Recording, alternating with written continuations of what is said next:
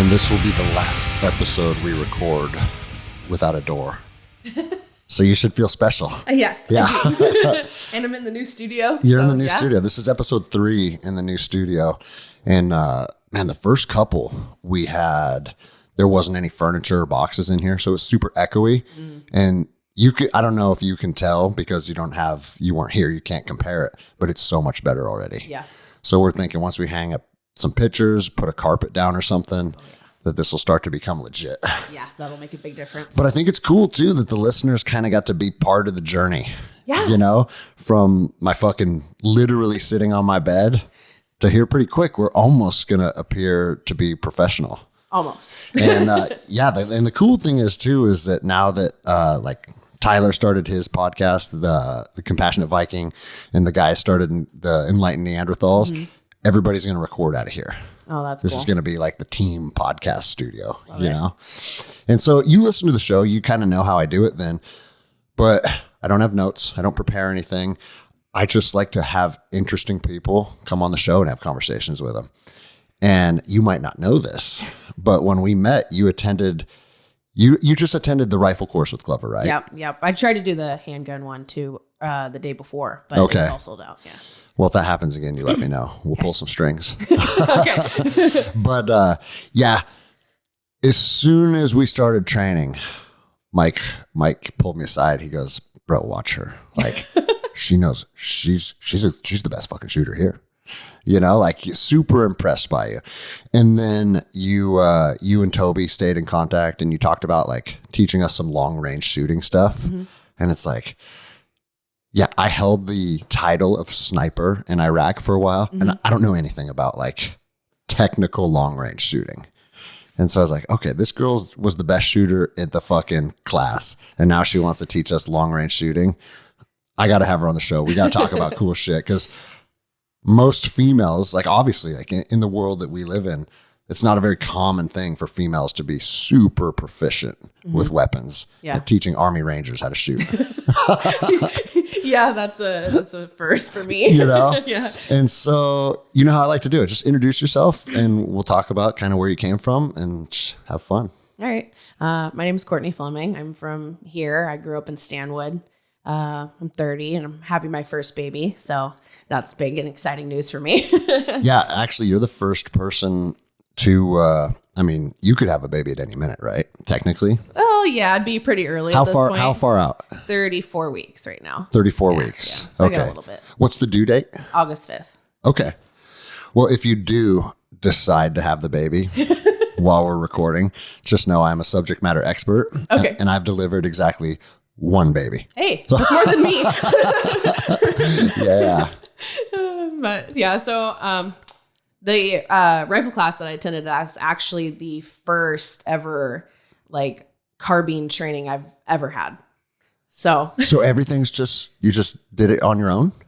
yeah, pretty much. I don't really understand that. So let's go into that. Yeah, I mean, I don't know. Maybe I just am a natural, I guess. I was really nervous about taking that class because it was not like the very basic beginners class. I was like, I know, rifle safety and, I can operate it pretty well and stuff. But I was nervous I was going to be dragging the whole class down. Dang. That's how I felt going into it. I think that's a good mindset, though. I think that's a good mindset when you're going in to be a student. Yeah. You know what I'm saying? Yeah. Prepared to learn. Yeah. Instead of being the opposite, being like, I'm the baddest motherfucker here. Yeah. Because if you think that, I'm going to let you in a little secret. You're probably not. No. You know? Yeah. And so, I mean, you just grow up then and immersed with hunting and fishing and guns and all that stuff. Yep. Okay. Exactly. My dad is a big outdoorsman. I mean, he's taught me how to shoot a long time ago. I mean, I remember getting a BB gun for Christmas and all those fun memories.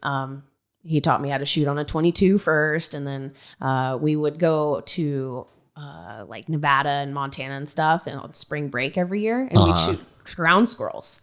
And I'd say that was like the best training a kid could have, because you have live moving targets and they're little too, they're like, I don't know, 6 inches or something. And so that helped me become a better shooter quite a bit. And Okay. then, you know, just like after, when I was in high school, I was 18 and I started working retail gun sales. And then I just got better at, you know, manipulating guns and learning about them. And that's kind of where that all started, I guess. You know, I honestly think one of the biggest issues that I see anyways from a trainer's perspective is exactly that, gun safety. Yeah. You know, like, sure, you can learn the fundamentals and you can brush up on, you know, somebody's grip or their trigger squeeze or all this stuff that's actually like what the fundamentals are based around. Right. But if people don't know how to handle weapons, Mm-hmm. I don't even want to be sharing space with them to start with. Yeah. You know? Yeah. And I see it very often, not in our course because we go very, very, very slow, where it's like we talk about all this stuff ad nauseum and kind of like really reiterate it into people. But there's plenty of times you go to like fucking public ranges or whatever, and people don't even understand like muzzle awareness. No. And it's scary. like, yeah, it's scary because I mean, I was going to say 99% of gun accidents are preventable, but really 100% of them should be preventable. Yeah. If you're following the 4 rules. If you're following the 4 rules, you know, and if you're following the 4 rules and you fuck up 3 of them, you should still be okay. Yeah. Yeah. You know, it's pointed in the safe direction and you got your finger on the trigger and you pull it. You should still be okay. You should still be okay. It's terrible, but you should still be okay. Yeah. And I'll throw you off my range and we won't be friends anymore, but nobody got killed. Yes. Right. That's the most important thing. And that's one thing that was super impressive about like most of the people that have signed up for like my courses through Guns and Geese or Glover's courses, they just come with a pretty innate awareness and understand that, you know, and we haven't had any, we've had a couple where it's like, whoa, watch your muzzle, you know, but nothing just straight egregious. Yeah. And man, you developed that just with your dad as a kid, huh? Yeah. Yeah. See, a lot of people that didn't grow up in, say, something like the Ranger Regiment, where like when me and Toby were privates, if our muzzle was to cover something that it wasn't supposed to cover, we're low crawling in the mud, being screamed at, like the punishment was real. Serious fucking problems if there was weapon safety, up into the point where you get kicked out of the unit, you know? And so like I've often said it, I think it's hard for people to develop that kind of awareness without severe consequences. Yeah. And most people don't get that when they're out in the fucking woods with their buddies, you know? Yep. So your dad made you low crawl through the mud, I'm assuming? No, my dad was not like a big punishment guy. I don't know. I can't even remember how he like put it into my head, but I mean, it was just, now it's there. Yeah. I guess. Did he have any tactical background or just an outdoorsman? Just an outdoorsman all his life. You know, his dad passed that down to him too. Okay. Oh. And then, so you were born and raised here the whole time, or did you bounce around? Nope. I was born and raised here. Yeah, I lived in Arlington for a little bit. That's, lived in Bellingham for a little bit. Did you ever move to Alaska? I lived in Alaska for a summer. See, I stalked your Instagram. Did. Yeah, we spent a summer in Alaska. My husband spent quite a few summers in Alaska, and we actually were planning on like moving there and What like part? being there full time. So we stayed in Iliamna, which is the biggest lake in Alaska. It's like I'd say west of Anchorage. It's actually a really cool place. It's a giant lake that is the only lake in America to have freshwater seals. Freshwater seals? Freshwater seals, yeah. It's very rare. I think there's one other place in the world and it's in Russia. Okay. Yeah, I could be wrong, but that's what I think anyways.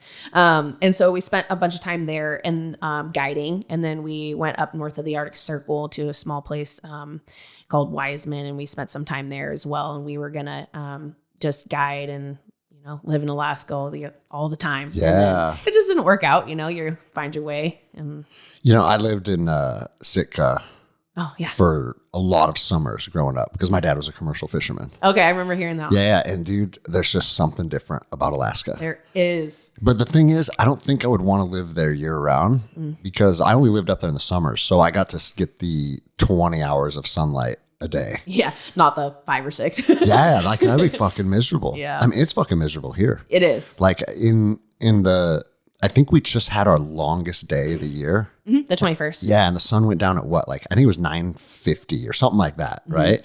And but we get the equal and opposite equal and opposite of that in the winter, where dude, it feels like it's getting dark at like 3:45. Oh my gosh, it's terrible. You go to work in the dark and you come home in the dark. Yeah. That's kind of depressing. And it would be so much worse up in Alaska. Yeah. So yeah, if you're in Anchorage, it's pretty comparable to here. You get, a little bit more of the extreme, but yeah. Okay. Yeah. The 21st is the summer solstice, the longest day of the year. That's my anniversary too. Oh, is it really? Yeah.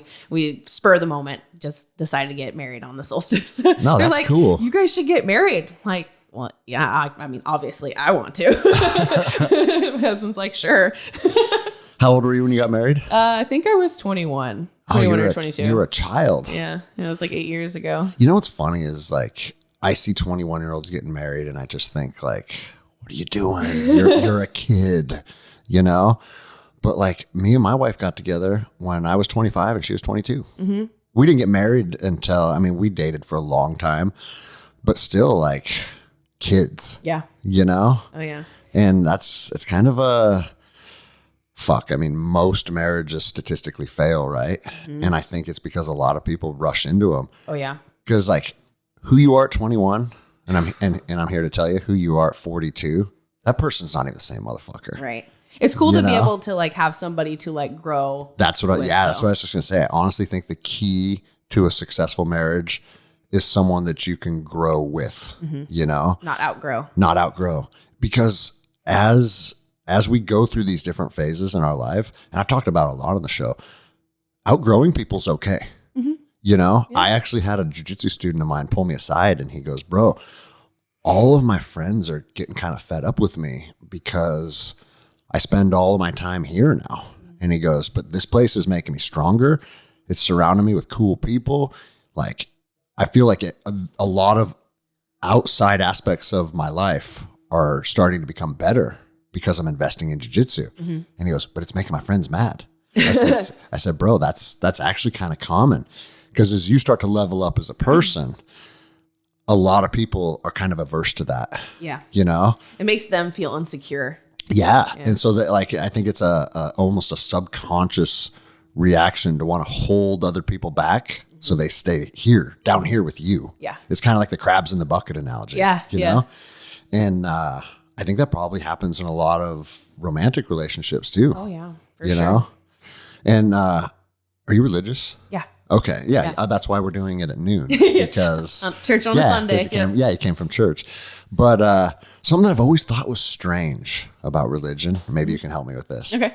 Till death do us part. Isn't that, to me, that's weird. Yeah. Because like, shouldn't it be until maybe we're not good for each other anymore? Or until I realize that you're a narcissist and I need to get out, or whatever it may be, right? Yeah. I mean, I guess the hope is that you find the right partner that's maybe not going to have those shortcomings, that will be able to grow with you and continue to be with you and through hard things and through easy things and be able to be there for you forever. Well, and that's certainly the other side of it is it's like, and I'm here to tell you, not trying to scare you. No, that's okay. But children make your marriage exponentially more difficult. Oh, yeah. There's more moving pieces. I mean, it's weird for people that don't have kids to try and comprehend what it's like. And for how hard it is, it's equally as awesome, right? Mm-hmm. And it's equally as rewarding. So, I mean, it's a lot of good things are coming your way. But on the other hand, if you want to go to the store to buy eggs, that now has to be like an operation order. Yeah. Like you have to plan it. Someone has to be somewhere 100% of the time to cover this task of watching this thing. And I call it a thing because for me, they don't feel like humans for like 6 months. Okay. It's just a thing that eats and cries. Poops. And poops. Yeah. And then suddenly they become little people and it's the coolest shit in the world. Yeah. But I mean, for me, balancing that, like, okay, till death do us part, I'm not on board with that. Mm-hmm. If I ever find myself in a toxic fucking environment, it's probably time to move on. But the equal and opposite side of that is a lot of people walk away as soon as it's uncomfortable. Yes. That's also wrong. Yes. Because once you decide to start a family with someone, that should be worth fighting for. Absolutely. You know? Whether it's just you two or you have kids as well. Yeah. And I do think, I mean, and I know I'm the crazy right-wing wacko, but if you You're in good company. Yeah, I know. If you decide to have a child with someone, a child to develop optimally needs its mother and its father. It binds you for the rest of your lives, Yeah. whether you like it or not. And so like understanding that there's no two ways about that, you do have to fight to try and make the family dynamic work. Absolutely. You know? And I can tell you right now, with 100% certainty, if me and Jenny didn't have kids, there are periods of time in our life we probably would have got divorced. But we fought for the kids, and now we're both happy that we did. Yeah. You know? And that kind of like reiterates the seasons of your marriage. You have to understand, like, fuck, man, it's bad sometimes. Yeah. You know? Yep. But it makes the good times all that more rewarding. And when you work through it, you can 100%. just be more strong and bound together tighter. And yeah. What I've kind of accepted in life is that it's peaks and valleys. Yeah. And without the valleys, you can't have the peaks because the only other alternative is neutrality. Yeah. Who wants to be in a fucking marriage that just feels neutral? No. We're just on cruise control, you know? Fuck that. I want to live wild. Yeah. I want ups and downs. And sometimes screaming fights kind of make you feel alive. And they kind of help the relationship sometimes. And I know that's probably not your fucking therapist probably won't say that. Good thing I don't go to therapy. Yeah. I go to CrossFit instead. What CrossFit do you go to? I go to Pilchuck CrossFit. I don't know where that's at. It's in Arlington down by the airport. Okay. Yeah.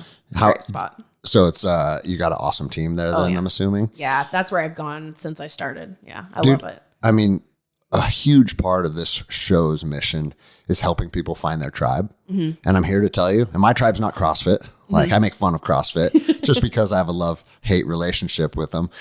But obviously, I mean, I built a giant fucking CrossFit gym. Right. And that gym has over 200 members. Wow. And they have an awesome tribe over there. That's cool. And it's like, the only reason I flip them shit is because I'm all in with jujitsu, right? But the truth is everybody has to find their thing. Yeah. And most people that are willing to show up somewhere and put themselves through that fucking torture are pretty balanced people. I don't know if balanced is the right word, but good people. Yeah. Right? Yeah. You're just looking to make yourself better, even if it's just for an hour a day. How long have you been doing that? Oh my goodness. Probably about 6 or 7 years. Okay. Yeah. And are you still, how much have you changed your workout routine being pregnant? A lot. It's been very humbling because it's not me. Like I don't want to scale anything. Yeah. Like I just want to go and do it exactly as it's written. So it's you challenging that way. You hear very often that like whatever level of activity is normal for you, you can keep doing that through a pregnancy. Yeah. But I don't think doctors are thinking about people doing Murph and shit like that. Right. You know? Yeah. Did you do Murph? No, I didn't. Okay. I don't remember why. I think we've have had lots of projects going on at home. So my time at the gym has definitely been cut down a lot. But yeah, I went yesterday. So man, that's funny. What about firearm training? I have done no firearm training. I've just been trying to avoid the lead exposure, and then the sound isn't good. I guess it can potentially cause like preterm labor and different things. So I've just been avoiding that. Yeah. Yeah. I had one of my best friends who's since passed. We were at his kitchen table, and he lived on this giant ranch outside of Coeur d'Alene. And I was out there with the boys, and he's like, you know what I like about having my own fucking ranch is I can do this. And we're sitting at his kitchen table, and he pulls his Glock out of his waistband and points it off his deck and just dumps the whole mag. And his wife was like 9 months pregnant. Oh. She goes, what are you doing? I'm about to pop, you know? And he's like, shooting a gun can't make you have a fucking baby. And she's a gynecologist too. Oh, so she might know a thing or two about that. Yeah, she might know a thing or two. But yeah, I've heard that before that like that could. And here's the other thing. You shouldn't have to have some fucking scientific study to come to the conclusion that shooting a firearm around a fucking fetus could just potentially not be good. Right, exactly. Yeah. It's like just take off a few months. Like it's like riding a bike. You'll get back on it and keep going. Yeah. So dude, you mentioned guiding. Yeah. I want to get into guiding. I want to geek out on guiding. Yeah. Because going from shooting ground squirrels as a kid to guiding hunts in Alaska, it seems like a pretty substantial jump. Well, so I want to hear about that journey. Like, Yeah. I mean, Cam Haynes has a whole fucking podcast on shooting animals. We should be able to geek out on it for an hour. Oh yeah, for sure. Well, so I never guided. Okay. I would have loved to. I just don't. I'm not confident in my abilities at this point. So my husband is the guide. Okay. So I worked at the lodge. I did, all of the stuff at the lodge, cooking and cleaning, and just all that. Yeah. And so my husband, he was a fishing guide, and so when we went up there together, so he went up and guided a year before that, and he's guided here on the Olympic Peninsula and stuff. Like, he is a phenomenal fisherman. Like, that's his bread and butter. I mean, he's just, he knows everything about it. It seems like he's really good at driving a boat, and that's where I'm not confident. I could probably get people in on fish, but like safely getting people up a river on a boat, dude, for me. Those fucking boat river guides, that shit's gnarly. It is. So have you seen my boat over here parked on the other side of the gym? No. So I'll show you when we're done. It's a badass boat, and it's the company's Woldridge. Oh yeah. But they started with like river guide boats. And they'd go up these, and the owner of the company actually did the show a year or two ago. Oh, cool. And he talked about his grandfather going way up these fucking rivers and rapids and shit, like 2 inches of water. Yeah. And so that's what your husband does, huh? Yeah. Well, yeah. So he, they go fishing, and so he has to be able to, navigate around whatever is there safely with paying clients in the boat. So, so he went up and did that a year before I did. And then we went to a different lodge the next year together. And we went up also with the intention of him doing hunting guiding as well, which is something that I probably would have seeing how I could do, but it was not for us. Just the dynamics of the place or whatever. Well, not necessarily the place, kind of, yes, but just the thing about hunting guiding is you have people paying you to kill an animal. At the end of the day, that's what they want. Yeah. You take people fishing and they can catch quite a few fish a day, and that's, very satisfying for them. But you take in them Alaska. hunting. Yeah, in Alaska, not here necessarily. Yeah. No, when I bought that boat, I had unrealistic expectations of what going fishing for a day is like here. Because I grew up in Sitka. There you go. You know what I'm saying? Yeah, it's different. It's different here. You get skunked here very often. Yes, you do. At least I do. Maybe I need to talk to your husband. Well, that's why he doesn't guide anymore here, because it's really challenging to be able to get it on fish. If the rivers are running with a good run of fish, you can usually get, fish. But yeah, I mean, guided trips are expensive. Yeah. And people pay $800 for a day or whatever and come back with nothing. Yeah. I could see that becoming frustrating. Yeah. So is that kind of what was going on with the hunting then? No. So, you have somebody paying to kill an animal, one single animal. And so they want to come home with an animal. They're paying tens of thousands of dollars. It's a very expensive thing. So they essentially want you to be up there all the time watching where the animals are, so that there's not that challenge of, tracking them down and getting the client in on them and stuff. And so that was like, he wasn't really there for that, Yeah, it starts to get kind of weird, right? Yeah. Yeah. He's like, you want me to stay out here and just follow the animals around, so when the client gets here, we can just drop them in? And well, it's kind of, who am I to judge? Because everybody has to do their thing, right? But like hunting like that, or like high fence operations, where it's just like, oh, hey, I'll put on all my Sitka camo and I'll have some other man drive me out to where he spotted the animals, and then just say, there it is, shoot it. Yeah. Okay, cool. And then take a picture of it and put it on Instagram. Yep. It just kind of feels like it's not as authentic. It's not hunting to me. Yeah. At that point, that's more of just like going and killing something, harvesting something, I guess you could say. Which is not much different than getting your meat at the store. Right. Right? Yeah. And again, like, am I saying it's right or wrong? I don't know. Like, not necessarily. But I can see where like avid, authentic outdoorsmen and outdoorswomen can kind of look at that and just kind of feels weird, feels off. It does. Because it would be like if there was a way to give people jujitsu without them having to train for it. Yeah.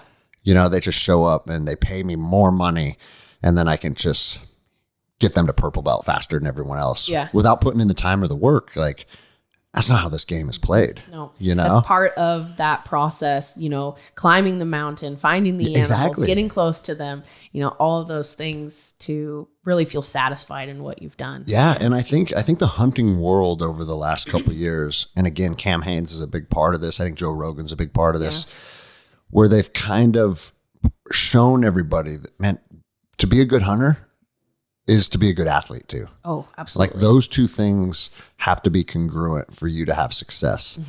And even where I was hunting last fall in Wisconsin, and it was all tree stand hunts. Yeah. Right. But we would still have to wake up at 4 a.m. and walk up this ridge line that was like, I mean, you gain 1,000 feet of elevation inside of fucking 15 minutes or something. It's just straight up. Right. Yeah.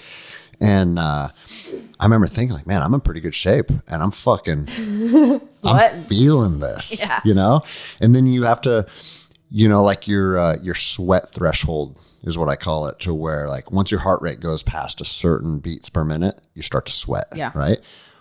Well, out in the woods, you don't want to sweat because now your clothes are going to get wet. And then cold. Especially tree stand hunting, now you're stationary. Yeah. And you're just going to be fucking miserable all day if you get cold. And so like all those little things, you kind of have to figure it out. Yeah. And I haven't been a hunter per se, but I have been, I mean, an outdoorsman, I guess you could call it, by fucking default from being a ranger, just out patrolling and being in the woods for fucking years. Yeah. You know? There's some grit involved in sitting in a tree stand all day long. Oh, dude. Like serious patience. So I didn't know, this is my first time tree stand hunting. I've went deer hunting a handful of times here where it's more like spot and stalk, but I never spotted anything. So I didn't get to stalk anything. Right. So just absolutely. Yeah. You're like, yeah, see? And again, I was of the mindset when I got my first deer tag here, I was like, dude, I'm a good shooter. I know I'm a good shooter. Yeah. So I'm going to just go get a deer tag and get some dinner. Go shoot something. I thought that hunting and I thought being a good shooter would make you a good hunter. Nothing could be further from the truth. I feel like that's a very, very, very small part of being a successful hunter. Yeah. You know? And so I'd hunted a few times here, but I've never done tree stand hunting until I went to Wisconsin. And my buddy walks me to the first stand because I didn't know where anything was out on his ranch. He's like, that's a good stand. Go ahead, climb up there. I'll put you up there for today. And then after you start to learn the lay of the land, you can choose, you know, where you hunt and kind of do things on your own. And so I climbed up there and I didn't get down for like, I think it was like 8 hours.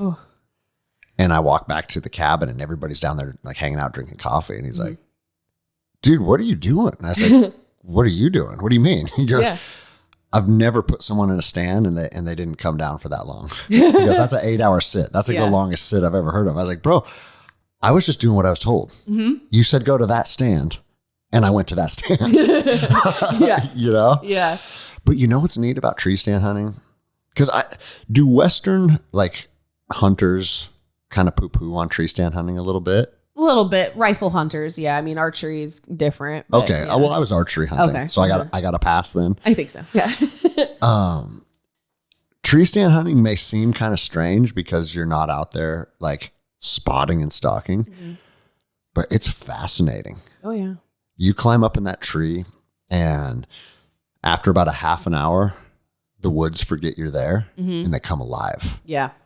And you don't realize how much shit's going on in the woods until you climb a tree and sit there all fucking day. Yeah. And it was like raccoons and turkeys and coyotes and rabbits. And like, I learned that gray squirrels trample around the fucking woods and they sound like an elephant. The first time I was like, thump, thump, I was like, oh, a giant buck is about to break through these woods. It's day one. Yes. And then thump, thump. And then this little squirrel that's like the size of my fucking coffee mug goes thunk. And I was like, no what way. The fuck, dude? You're like all shaky and straight excited. Up. Yeah. I was like, it's going down, you know? But I think the Midwest, I think the woods out there, they come more alive than our woods. Yeah. There's shit. Ours are quiet here. There's shit everywhere out there. I remember thinking like, dude, maybe this is the place to be for the zombie apocalypse. Yeah. I could have gained or gathered enough meat between raccoons and squirrels to feed my whole fucking family. Yeah. You know? Well, they have whitetail out there. I've spent time hunting whitetail in Idaho, and we didn't sit in tree stands for rifle hunting, but, we'd find a nice little ground area to sit on. And, I've had deer walk right past me, and it's so exciting. Isn't that cool? You're passing it up and you're just watching it like creep past you. And then all of a sudden they get downwind from you and they're like, oh shit. And they run away. Like, it's really, really cool. Dude, I had a little button buck underneath my stand for like 35 minutes. Nice. And I remember thinking, I'm like, I'm not shooting that. Like, it's a baby. Right. And then when I got back down to the cabin, all the old timers, because the place that my buddy owns, it's a ranch on 80 acres. But it's kind of like where the cabin's at is where all the neighbors kind of have their cabins too, right? Mm-hmm. So they see you on the porch, they come over, and all the old timers are like, you didn't shoot that button buck? But like, we're not trying to get trophies here. We're trying to fill our fridge. That's the best meat. Yeah. And everybody was kind of like taken aback. And I was like, man, maybe I'm new to this, but shooting a baby felt weird. You know? Yeah. But that's me. That's me interjecting my own emotions into it. That's not nature. No. You know? You watch natural. Do you follow that Nature's Metal Instagram page? I think so. I haven't seen anything from them in a while, but I love watching like Planet Earth and nature documentaries and stuff. Nature is brutal. I say that every time. It's fucking brutal. But it's not. There are no emotions. None. It's like, hey, this lioness has cubs to feed, and that newborn gazelle that just fell out of its mom 30 seconds ago, that's the easiest meal of the day. Yep. And I watched a whole pot of whales kill a blue whale, killer whales kill a blue whale. It's like, damn, dude. It didn't even say why. I think they're just like eating it, killing it. I don't know. Maybe. Dude, killer whales consume other whales. That's crazy. They're the apex predator of the ocean. Yeah, they can kill great. They can kill great white sharks too. Nice. At least there's something for that. Do you know that our killer whales here in Washington only eat fish? Interesting. So there's two kinds of killer whales. There's transients and there's locals. Mm-hmm. I mean, we have transients pass through sometimes, but the locals that live, they don't leave Washington. This is their home, period. They only eat fish. They need to eat more seals. I know. The transients are the ones that eat seals, and they travel all over the world. Yeah. And those are the ones that like beach themselves in Patagonia. You see those videos of them beaching themselves to grab seal pups. Yeah. And then flop back in. Dude, it's fucking gnarly, Those things are scary. They are scary, but like, I think they're allies with us. Yeah. The only recorded incidents of seal or of killer whales fucking people up is in captivity. Yeah. I saw a video. And I would too. You put me in a cage, bitch. Yeah, that's true. Yeah, I would too. Anybody come in here, you're going to get it. But I saw this video of one attacking a boat. Oh, really? A killer whale. Yeah. I don't know where it was, but it was scary. No, dude, I think about that shit. Like when we would go up the Inside Passage from Everett to Sitka, it was like an 8-day trip. Oh, cool. The killer whales are everywhere. Yeah. And there was days when my dad would like fucking jump in the water and just take a morning bath, you know? Because like just being the wild fucker that he was. That's awesome. Like he was doing cold water therapy before it was cool on Instagram. I remember my mom used to be freaked out. Like, there's whales everywhere. What are you doing? Like, it never bothered him, you know? Cool. But yeah, no, I get that. There is something uneasy about just knowing there's monsters underneath you. Yeah. I don't give a fuck if there's any documented cases of them attacking you or not. Yeah. Like, have you ever fucking seen their teeth? Yeah. Well, not in person, but close enough that I don't want to. Yeah. So you're not an avid scuba diver? No. Actually, I would love to go scuba diving. Yeah. In like not areas where there's whales or sharks. Well, let me know if you find a place. Like, I think they're even in, I got my advanced open water cert here in Everett. Oh. And I think they're called 6 gills that are sharks. Yeah. That are like 10 feet long. Like they don't attack people, but they're still like a 10-foot shark. It's kind of fucked up, man. Yeah. I didn't know that. I like the rivers, but I mean, even in the rivers, you got sturgeon. They're probably not going to eat you, but they're still scary. Like, you imagine like swimming down the river and this like dinosaur tickles your feet or something. Dude, the Snohomish River has like don't they have like 10-foot sturgeon or something crazy? Yeah, the Snohomish, the Stilly, the Skagit, they all have them. Yeah. I hooked into the biggest sturgeon. My husband, he's caught quite a few sturgeon. He's like, you hooked into the biggest one I've ever seen.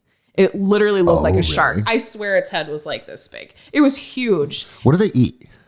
I think they're like a bottom feeder. They kind of eat debris that floats down the river, dead salmon, that kind of stuff. They're, they kind of have that little sucker type mouth.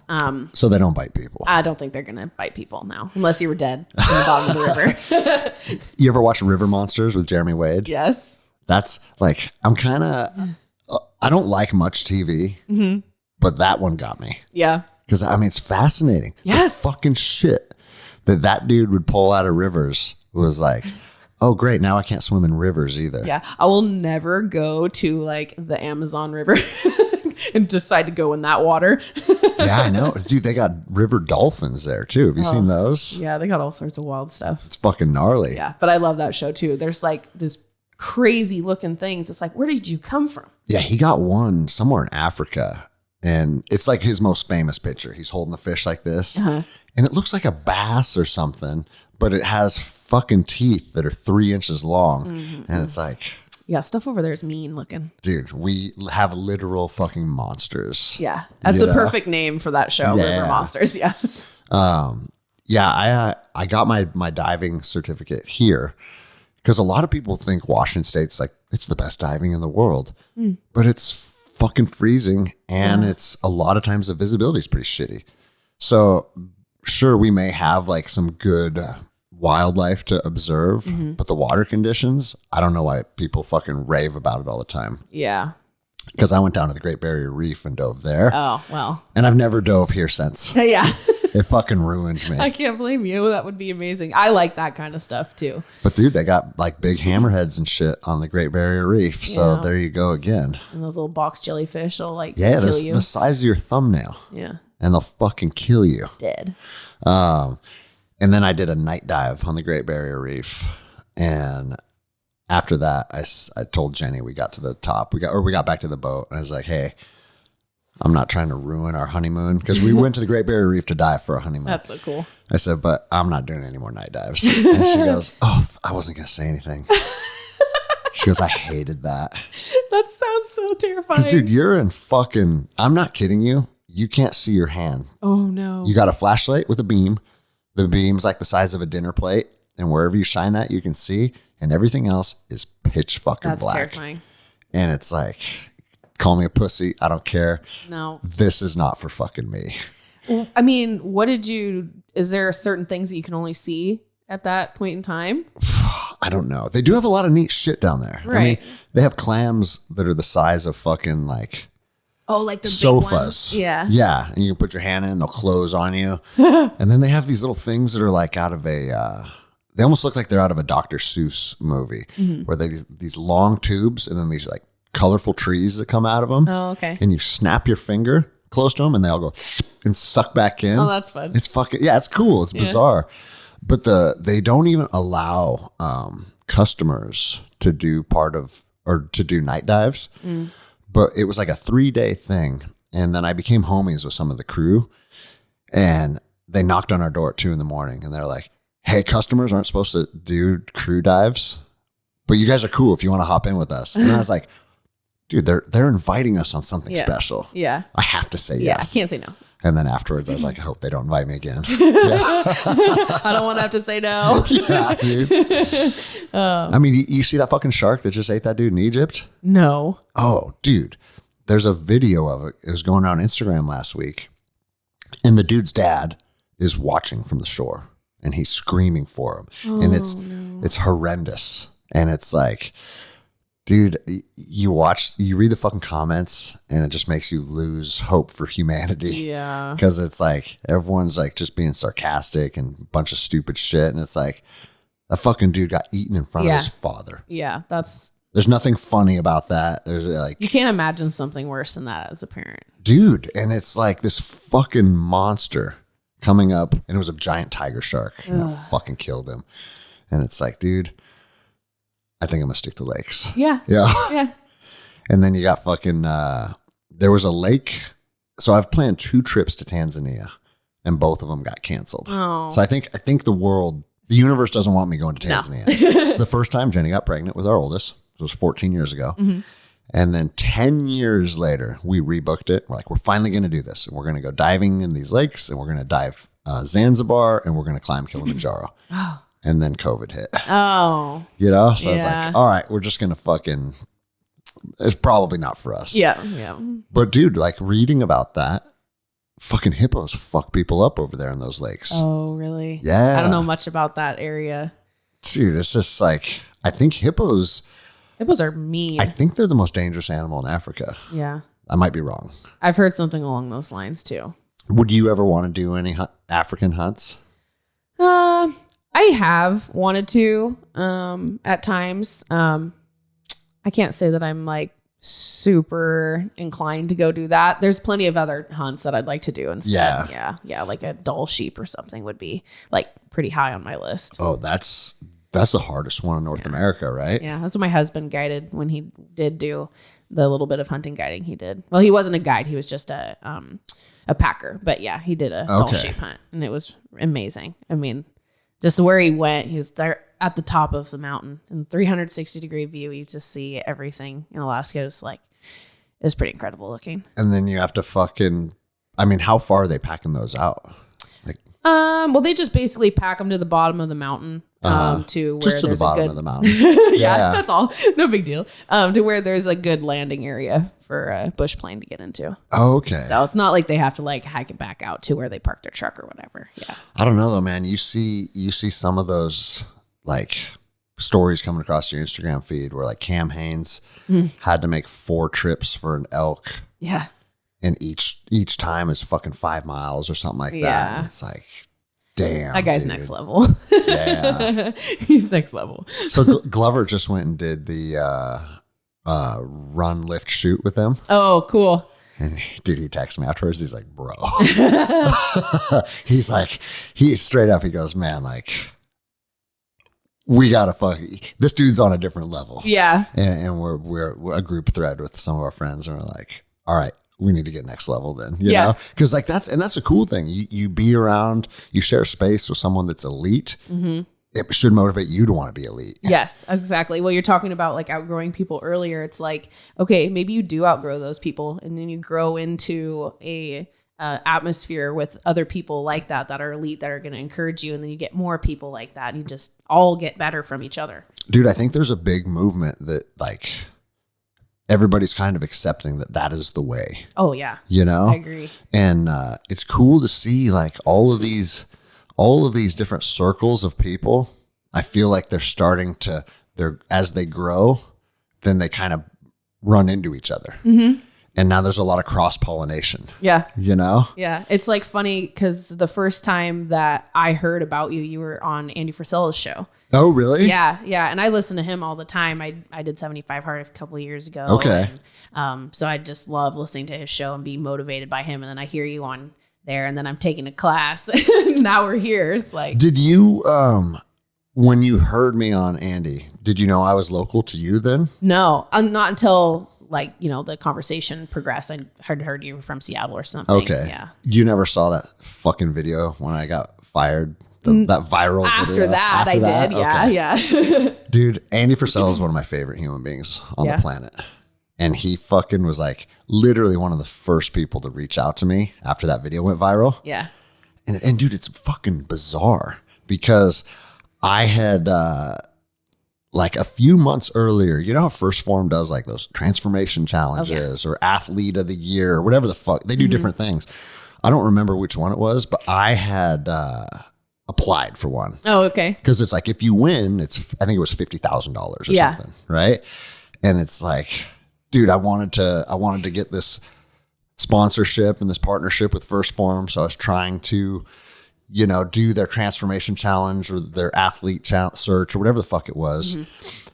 And then I get a partnership with them just by getting on Instagram and fucking dropping some fucking truth. Yeah. Losing your whole career. Yeah. You know? Yeah. And, dude, Andy's mission on planet Earth is to fucking change the course of humanity. Oh yeah. Just make people better every day. And I think Andy's fucking the biggest shit that he's gonna do, we have yet to see, man. Yeah. Like, That's exciting. I think 2028, we should fucking we'll see Andy doing some big things. That's my prediction. All right. and if you're Andy doesn't listen to my show, but if he did, I'm gonna fucking be there with him, bro. Yeah. You know what I'm saying? And like, that's the cool thing about Andy is and he's told me this verbatim, like out of his own mouth. He's like, my fucking skill set is that I can walk into an auditorium of people and I can motivate them and I can show leadership and I can get people excited for fucking the mission. And I'm a good natural born leader. Absolutely. He goes, but I don't understand military strategy. I don't understand this. I don't understand that. And he's like, that's where like, there'll be a time when I want to lean on a guy like you or lean on a guy like Glover, you know? And like, we got group texts with the three of us that fucking talk shit about stuff. And it's like, I think Andy's biggest gift is that he can see value in people. And then he just knows how to build teams. Yeah. Knows what to do with it. You know? Yeah. And I've had people tell me, they're like, you know, First Form is, it's not even really a supplement company, right? And these are people that are like part of the fucking First Form company. You know, he's like, they're like, it's just kind of a cover for building the team. Yeah. Absolutely. You know? And I've noticed that, like, I've used their products for a long time too. And it's so much more than just that, you know, their app that they have and all of the information that they give to people and stuff. Like, it's incredible. They just want to build people and make people better. And it's really cool. And dude, every single little fucking thing that they do. Yeah. Like when I went down to headquarters, as soon as I walked in, there's this giant flat screen television and it says, "Welcome to First Form, Greg Anderson." Oh. And then it's like a bunch of pictures of my family and shit. And it's like, and then you go into the locker room and it's like, you got your own locker with your name on it. It's completely filled with like all the workout clothes you need, all the fucking proteins and it's just everything. And then additionally, they have like, because obviously they have all that stuff in their warehouse. They can just load it up, right? But more importantly than that stuff, a lot of personal touch. Like there's a picture of me and my wife in my wall locker on our first date. Oh, that's enough to make you cry right there. Oh, That's seriously. so cool. Seriously. It was like, and they have, oh fuck, I'm a terrible person because I can't remember her name, but her title is like the chief, I think executive or chief happiness officer or something. Okay. Where like her fucking job at First Form is to make sure the people that are coming into town for different events or podcasts or whatever it is, that when they show up to headquarters, they feel fucking loved and welcome. Wow. What a cool job, right? Right. And so she digs deep. She fucking stalks the shit out of you on Instagram, sees what you're into, see what you like, what your kids are like. And they make that experience about you. Yep. Totally catered. And you know what, dude? Awesome. That's fucking leadership. Absolutely. Well, I mean, and he always talks about just like the smallest details. Like if you're walking around and you see garbage on the floor, pick it up. Pick it up. Yeah. Yeah. He told, like, straight up, they go, you know how many, I've told this story on the podcast a lot, but it's like, you know how many janitors we have here at First Form? And I was like, fuck, dude, I don't even know. And he's like, 0. You know, like if your trash can is full, take it to the dumpster. Yeah. If you dribble piss in the bathroom, get a fucking paper towel and wipe it up. We are building a culture of accountability here. Yeah. I love that. And most places are doing the opposite. Yeah. It's like everything that you fuck up is somebody else's problem. You know? Dude, did you see my post from the other day by chance? Probably, but I don't know what one. About First Form. So you know DJ then, right? Of course. So me and DJ become homies, and I said, "There's a kind of shorts that I like," and I texted him. I said, "Bro, like the First Form shorts that I love aren't on the website anymore." Oh. And he goes, "Bro, we got you." He goes, "Just give me a couple days, we got you." And he sent me this box filled with the First Form shorts that I like. And then there was a letter in it, handwritten letter. That's my favorite, by the way. And dude, not only is it handwritten, but I'll just read the first sentence. It says, "Greg, first and foremost, on behalf of the First Form family, we would like to say thank you. Hope all is well with Jenny, Seiler, Reagan, and Logan. We truly appreciate your continued support and we value our relationship." They're fucking dropping the names of my 8-year-old girl. I've got one better. I called them because I was adding something to an order and I told them I was having a kid. And then the guy asked me some questions. I don't even remember him asking me these questions. He sent me my package. They threw in a free t-shirt and they had the handwritten note, and they remembered that I was having a kid and that I was having a son and that my son's name was going to be John. Fuck yeah. No, and that's the thing. It's like, and like, you know, I posted that, and actually a guy that attended one of my courses, he goes, I think that shit's kind of cheesy, bro. Like, I said, how could it be cheesy to show people that we're listening, we see you, and we value you? Yeah. It's the opposite of fucking cheesy. You know, there's nothing cheesy about it at all. Mm-hmm. And a lot of corporations, a lot of agencies, and a lot of companies, they could have a lot to learn from that kind of stuff. And they're not just doing it to guys like you. Like, you know, Andy. Yeah, I don't know. They don't know me from Adam. Exactly. They don't know who I am, but they're doing the same thing that they do for you as they would do for me or anybody else. And that's really something special. And you want to know what else? Andy goes into where they write the cards every day, and he still does 10 cards a morning. Oh my gosh. And so 10 cool. people a day are getting a fucking box with protein powder in it, with a letter that says thank you from Andy Frisella, right? You know what? Those things should start fucking being like collector's cards. Right? You know? One day they will be. Yeah. After Andy's fucking president. They're like, dude, in 2022, my fucking vanilla milkshake protein powder came with a letter from Andy Frisella. Yeah. You know? Yeah. No, That's something. It's super fucking cool, man. I want to hear about how you got into, I mean, you fucking said that you never took any training, but you're a very proficient long range shooter. I got a little bit of, I guess like maybe private kind of lessons. So I work for Benchmark Barrels. My boss is a long range shooter. And I guess both the owners are long range shooters. My general manager is a long range shooter. So they've all kind of, so you're immersed in that world. Yeah. I'm immersed in that. And so and my dad, so that's kind of how I got involved in Benchmark, is like my dad knows them. And what can you tell us about Benchmark? So we make custom rifle barrels. Of course, you know, more prolific in long range, but you know, you can put them on a hunting rifle too. But you know, match grade, high quality stuff. The best, I think. But you're not biased at all. Not at all. Yeah. Just like we're sitting in the best jiu-jitsu academy on earth. Exactly. So, I just got, you know, immersed in long range shooting. I was just enamored by it. You know, I just kind of started with basic all guns. You know, I got handguns and, you know, just off the shelf rifles and stuff. And then I got to move into this more specific, you know, classification of the firearms community. So it was really cool to be able to do that. And I did just shoot a couple small long range competitions with my dad before I had ever worked there. Okay. And then, so he kind of taught me a little bit. I wouldn't say he's like, the most prolific long range shooter, but he, you know, knows some stuff and he taught me some stuff. And then, the guys there, they just took me under their wing and, spent some time teaching me, you know, some things. And so are you good with like mil dots and reading wind and spotting and like all that shit, or like? I can spot. Yeah. We don't use mil dot, but we do use, mil measurements with like hash mark, you know, like, half a mil, a tenth, or, you know, whatever, that kind of stuff. And then, so I can do that. Yeah. And then wind reading is something I think a lot of people struggle with. It's something that you have to do all the time. Yeah. You know, it's a educated guess. Okay. Wind reading. Yeah. You can have your little Kestrel with your wind reader and you can have it right here, but it's not going to tell you what's happening, you know, 1,500 yards away. My buddy Lappin was talking to me about Kestrels, and it's just above my pay grade.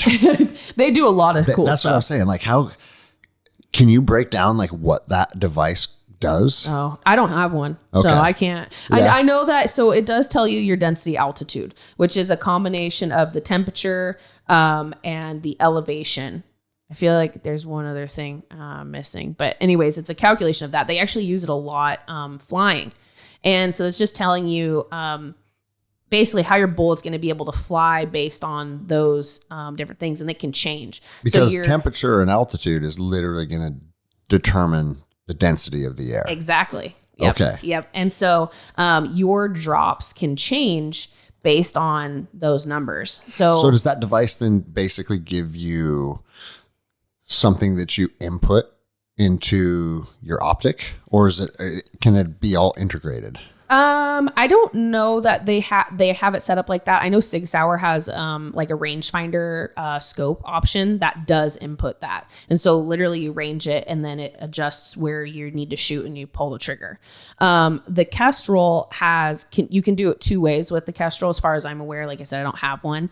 But you can use it where it tells you, okay, here's the density altitude. So I have physical drop charts and I have a drop chart for every 1,000 DA. Mm-hmm. So from 1,000 to 5,000 or whatever. And so, okay, it's 4,000 DA. So I look at that chart and then it's going to tell me what my drops are for that DA.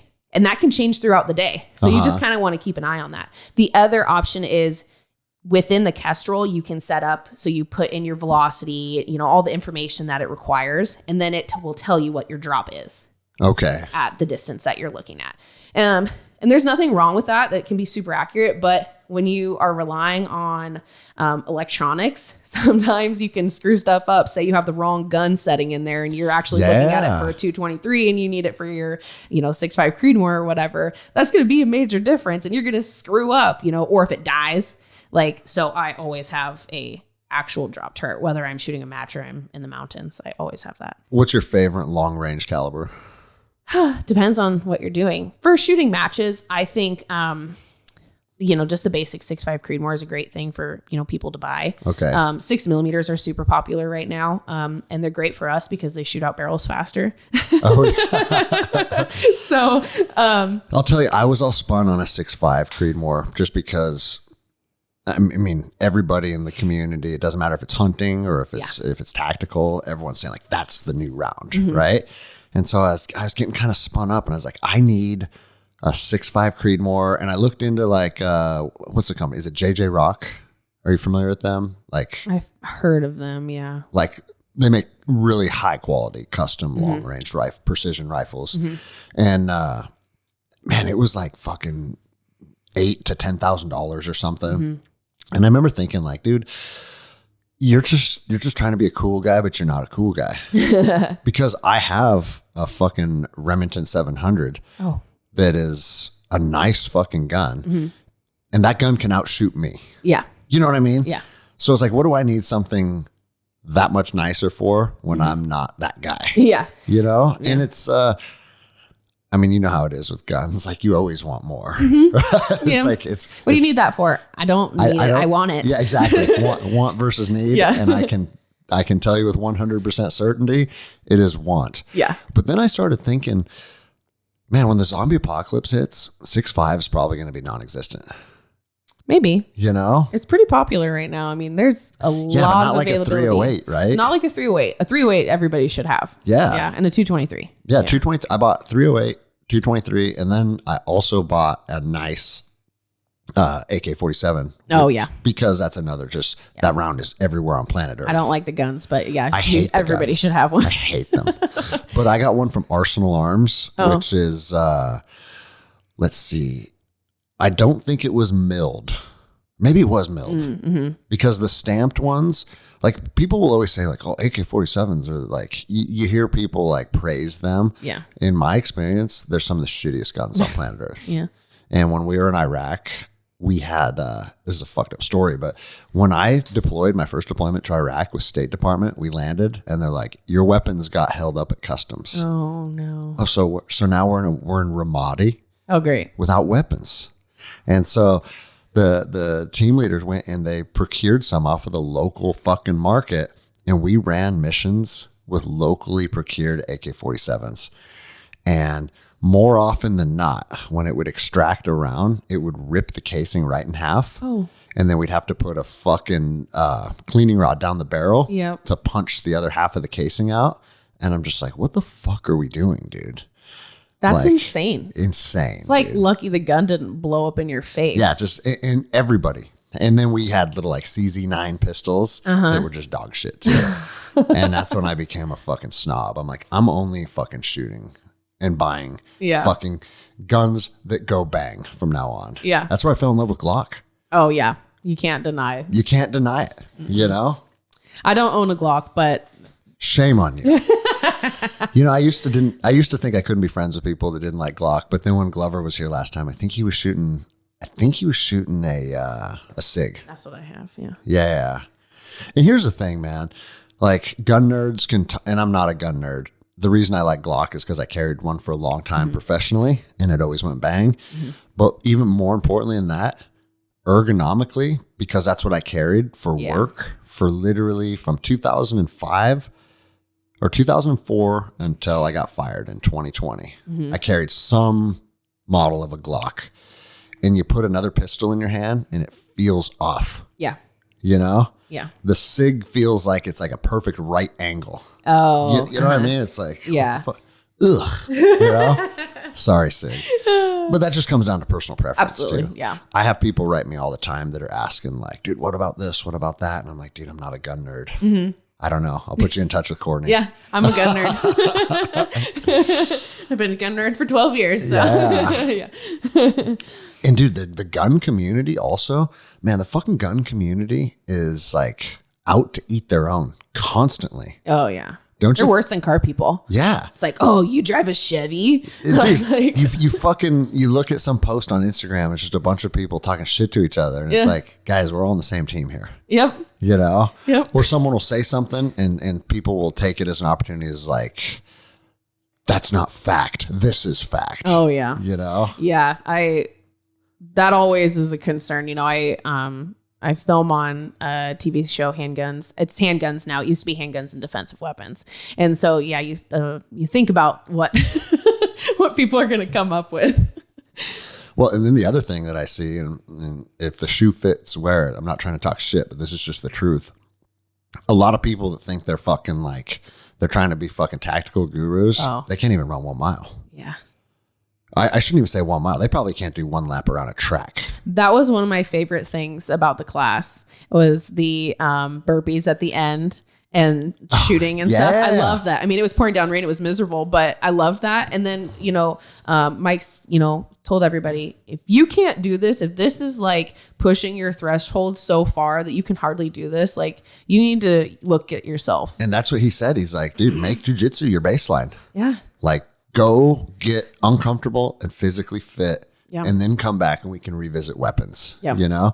And that's why, like, at the end, he grabbed Casey and Folk and me, and he's like, hey, dude, we're going to run a CAD-RAY iteration of this. And I was like, I got to fucking just get as gnarly as I can. You were too. You know what I mean? Because it's like, that's the reality of it. It's like the guys that did live that lifestyle and we did deploy to war and we did live a lifestyle where, like, your fitness was fucking what would fucking potentially save you or your teammates' lives.